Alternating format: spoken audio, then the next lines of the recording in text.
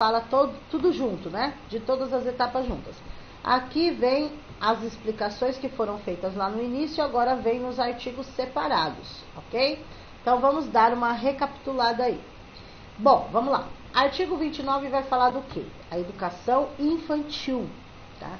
Vamos lá, gente. Eu preciso saber, até mesmo se eu fosse fazer uma redação sobre educação infantil, só daqui, só dessa tela aqui, eu já faria a minha redação completa, tá? Então, às vezes, vocês precisam ficar atentos a alguns detalhes aí. Aqui já daria uma redação completa sobre educação infantil, por exemplo. Então, ó, a educação infantil é a primeira etapa da educação básica, certo? Ela tem a duração de 5 anos. Por que 5 anos, gente? Três primeiros anos é creche, os 2 últimos é a pré-escola, né? Então, a creche, 0 a 3 anos, e a pré-escola, 4 e 5 anos. Por que o aluno vai para a educação infantil? Porque ele vai ter o seu desenvolvimento integral, desenvolvimento global, desenvolvimento completo. O que significa? Em todos os aspectos. Ele vai, durante esses 5 anos que ele ficar no infantil, ele vai ter o seu desenvolvimento físico, o seu desenvolvimento psicológico, intelectual, social, e a educação infantil, ela complementa a função da família, né? A ação da família, da comunidade, ela vem complementar, tá? E a gente sabe que o aluno que frequenta a educação infantil, ele vai estar mais adiantado, né? De quem nunca foi, de quem nunca frequentou, enfim, bom? Então, aí é continuação, tá? O 29, 30 e 31 é tudo sobre educação infantil. O artigo 30 vai trazer a divisão, né, da educação infantil. Então, a educação infantil ela está dividida em creche, que vai até os 3 anos. Quando a gente fala 3 anos, tem os quebradinhos, né? 3 anos, 11 meses, 29 dias, ok? Ou seja, até completar 4 é creche, tá? Lembrando aquele 31 de março, se o aluno completar 4 anos até 31 de março, ele vai para a pré-escola. Se ele não completar, ele continua na creche, tá? Aí só mais um ano que ele vai. E a pré-escola, 4 e 5 anos, né? Que a gente fala, ok? Artigo 31. Nós acabamos de ver alguma coisa sobre avaliação. Só que aqui é específico a avaliação para a educação infantil, que é diferente, o jeito de avaliar o infantil é diferenciado do fundamental e médio, ok? Então, como que é feito a avaliação, né? Aliás, quando a gente fala de avaliação, a gente tem que ter em mente assim, quando nós falamos de avaliação, tradicionalmente a gente já pensa em prova. A avaliação é um conjunto, não é uma prova, é um conjunto. Pode ser dada uma prova? Pode, mas ela não pode ser o único instrumento de avaliar. Ela pode ser um dos. Você pode dar uma avaliação, uma pesquisa, uma tarefa, um trabalho em grupo, individual, participação em sala de aula, enfim, tá? Então, como que é feita a avaliação? A LDB vai nos trazer, assim como autores também vão falar a respeito, tá bom? A avaliação da educação infantil é feita através do acompanhamento e registro. A gente também pode falar observação e registro, tá? Mas na lei, né, na LDB, está a palavra acompanhamento e registro. Mas os autores vão falar acompanhamento ou observação e registro, tá? É dessa forma que é feito a avaliação na educação infantil, ok? E como que fica a educação infantil em relação à carga horária? É o mesmo do fundamental e o mesmo do médio. 200 dias letivos no mínimo, 800 horas no mínimo, tá? Também, tá? E a jornada? A jornada, o que significa jornada? É o período que a criança fica na escola. Pode cair uma pergunta aí da jornada que já caiu, tá? Então, assim, a criança ela pode ficar numa jornada parcial. O que seria essa jornada parcial? Quando a criança fica no mínimo 4 horas na escola, tá? E a criança pode ficar numa jornada integral, que é no mínimo 7 horas de aula.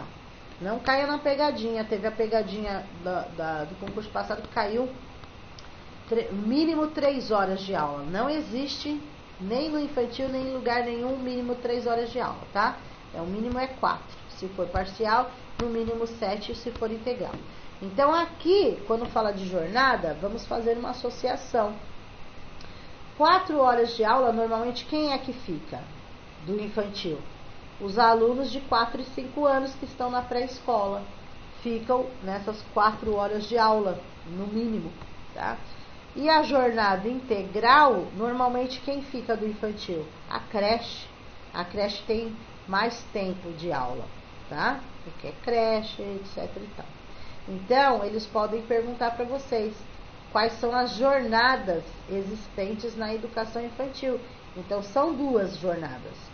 Uma parcial, no mínimo 4 horas, e uma jornada integral, no mínimo 7 horas, ok?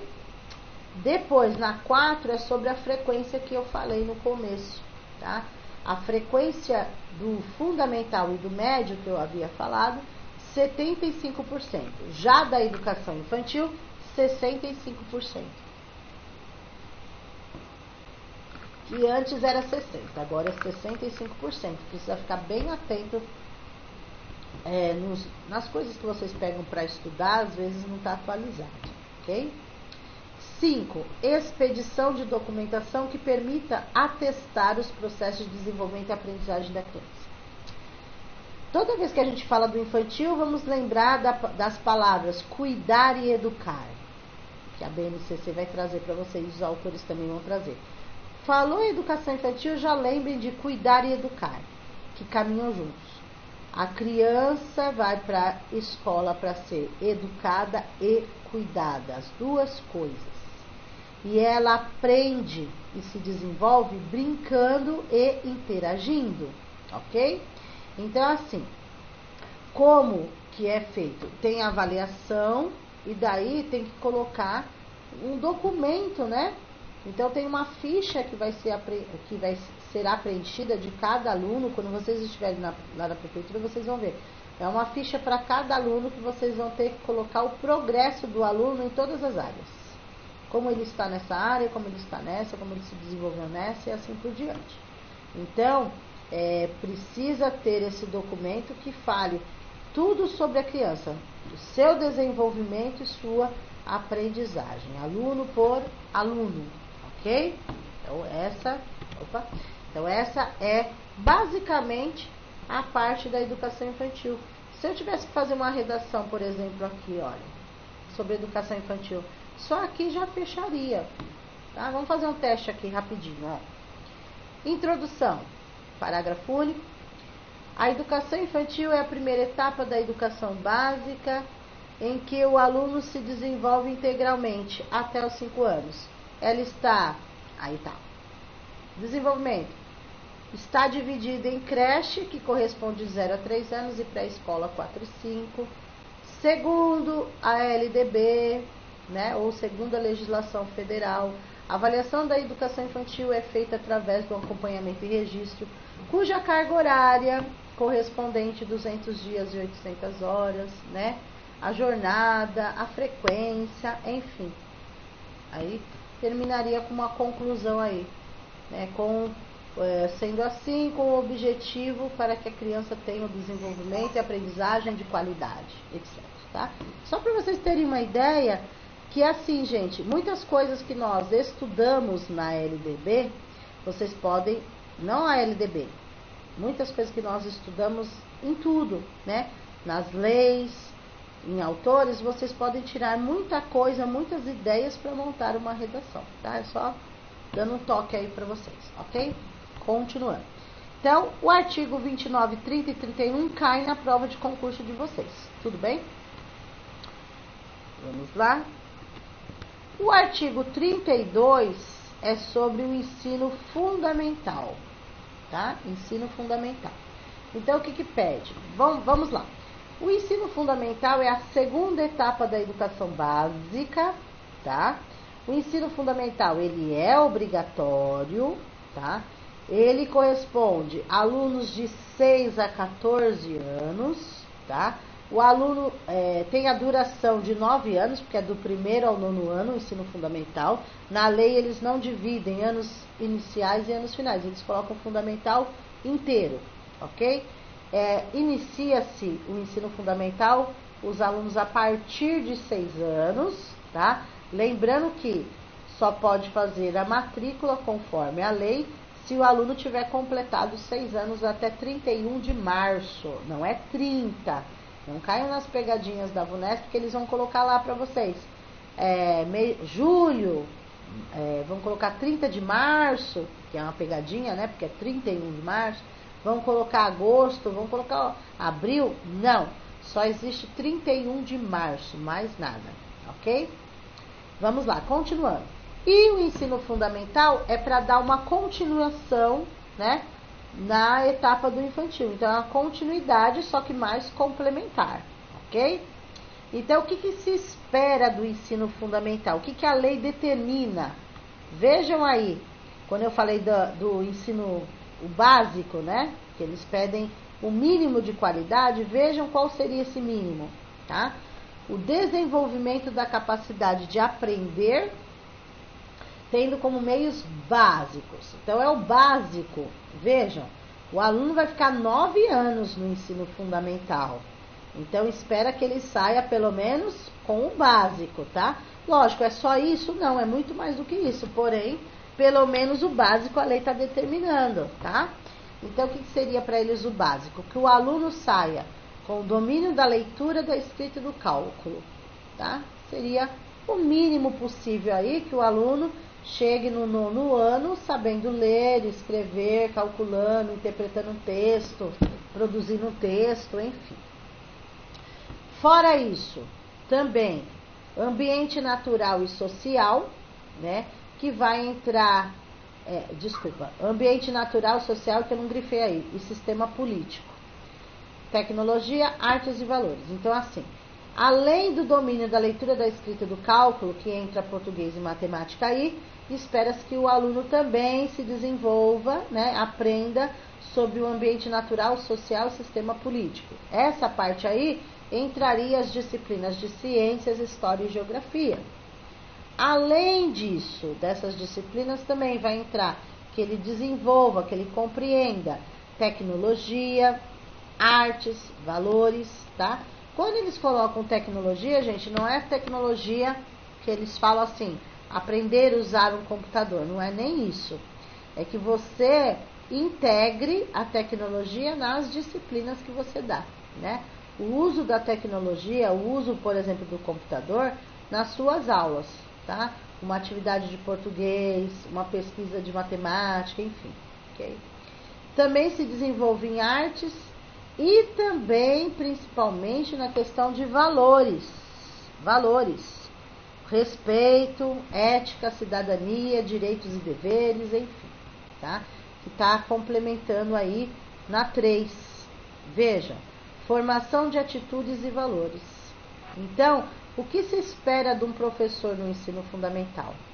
Que ele tenha essa responsabilidade de formar este aluno para tudo isso, hein? Haja responsabilidade, né, gente? Além de tudo isso, o professor deve, né, fazer com que o aluno adquira conhecimentos e habilidades. Nem todos têm os mesmos conhecimentos e habilidades em todas as matérias, todas as disciplinas. Um gosta mais de uma, outro gosta mais de outra, mas o professor tem que ter a sensibilidade, porque todos os alunos são capazes de aprender, tá? Uns mais, outros menos, outros mais rápido, todos mais devagar, mas todos são capazes de aprender. Porém, o professor vai ter que despertar o quê? Os conhecimentos e habilidades de cada um. Então, descobrir qual é a habilidade desse aluno, qual é desse, qual é desse, qual é desse, etc. E no 4, o vínculo com a família. Então, no ensino fundamental, e esse vínculo começa no infantil, né? Porém, quando chega no fundamental, é necessário ter esse vínculo. Aliás, gente, uma coisa muito importante do ensino fundamental é a integração. Quando a gente for trabalhar os autores, vai estar mais focado nisso. Precisa ter uma integração quando o aluno sai do infantil e vai para o fundamental. Para ele é um choque, né? Então precisa ter esse momento de adaptação, esse momento de integração, que ele está saindo de uma etapa passando para outra. É a mesma coisa acontece quando o aluno termina os anos iniciais até o 5º ano e vai para os anos finais a partir do 6º ano. Há um choque também sair do 5º ano, que é uma professora só, normalmente, né, tirando os especialistas, e vai para o 6º ano, que é um professor para cada matéria, outra realidade. Então precisa ter também esse cuidado, tá bom? Então no 4, além desse vínculo com a família, eles colocam a questão da solidariedade. Vejam aí, tolerância. Essa tolerância já está lá nos princípios da LDB, lá no artigo 3º, que fala dos princípios da educação, fala sobre tolerância. E aí está repetindo a questão da tolerância. Temos que ser tolerantes, todos que fazem parte da educação, alunos, professores, enfim, tá? Que a tolerância, né, de uns com os outros, porque nós vivemos numa sociedade, né? Então, nem tudo que eu faço na minha casa eu posso fazer na escola, né? Enfim, então, eles pedem isso no ensino fundamental, ok? Depois, o 32 cai? Sim. O 33 vai falar sobre o ensino religioso. É uma polêmica tão grande, gente, o ensino religioso, mas assim, apesar de toda polêmicas, críticas, né? A BNCC foi reformulada em 2017 e eles não tiraram o ensino religioso, ele permanece. Na prática a gente não vê, né? Vamos ser sinceros, na prática a gente não vê quase escolas que dão o ensino religioso, ok? Mas ele faz parte, tá? Ele faz parte do currículo. Então, assim, o que acontece?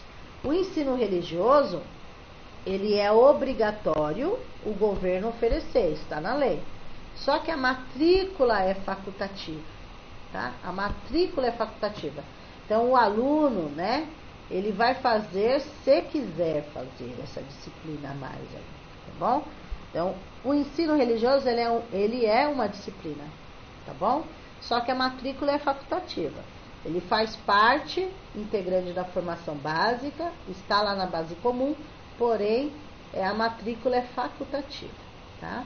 Mas, se os pais exigirem em alguma escola que tenha um professor que dê o ensino religioso, cabe à escola providenciar, porque está na lei. Só que vamos ser sinceros, né, gente? Não tem a ver com religião, nada a ver com religião. Mas vamos ser sinceros, os alunos, a maioria dos alunos, né, muitos deles, eles não estão se importando com o português, com matemática, história, geografia, com arte, educação. Eles vão estar preocupados com o ensino religioso? Não. Agora, se os pais incentivarem com que tenha, né, pode ser que aconteça. São poucas escolas que eu já vi que ensinam, né, o ensino religioso. Tem que ter um profissional com perfil, né? Ele não pode puxar para nenhum tipo de religião, né? Ele vai trabalhar a cultura, né? A diversidade cultural religiosa que existe, mas não focar numa religião. Bom, enfim, tá? Mas se por acaso cair na prova do concurso, então normalmente eles perguntam, já caiu na prova? Eu não acredito que no de vocês caia isso, mas, né? Pode ser, porque já caiu em algumas provas anteriores. Então, vocês vão falar que o ensino religioso é obrigatório, né? Porém, a matrícula é facultativa, tá bom? No artigo 34, fala sobre o quê? Que é obrigatório 4 horas, no mínimo, o aluno em sala de aula. Isso está na lei, né, gente? Isso está na lei. Aqui na Prefeitura de Guarulhos, o que acontece? A ideia é aumentar o número de horas dos alunos, né? Assim como em várias prefeituras, aí, vários municípios. Mas o que acontece? Alguns lugares até conseguiram já, mas ainda existem muitas escolas, por exemplo, aqui em Guarulhos, que tem o intermediário, o horário intermediário. Então, se tem esse horário, não tem como aumentar 1 hora de manhã e 1 hora à tarde, né? Por conta desse horário intermediário aí. Então, qual é a ideia do governo aqui de Guarulhos? Tirar, né, esse período intermediário que ainda existem para ficar só manhã e tarde, né? Manhã e tarde. Fora a EJA, que é à noite, tá bom? Mas eles esperam. Por quê? Se você for ver na prática, o aluno não faz 4 horas de aula certinho em sala de aula. A gente sabe que não. Ele tem 4 períodos de 4 horas no mínimo, mas assim, entrada, fila, café, almoço, banheiro, escova-dente, vai, resumindo, não dá 4 horas de aula, a gente sabe, mas o que interessa é o que está na lei, né? Então nós vamos dizer amém para tudo que está na lei para passar na prova. Então, eles vão perguntar qual o mínimo que o aluno tem de trabalho efetivo, de horas, né, em sala de aula, 4 no mínimo, tá bom? Então, progressivamente ampliado o período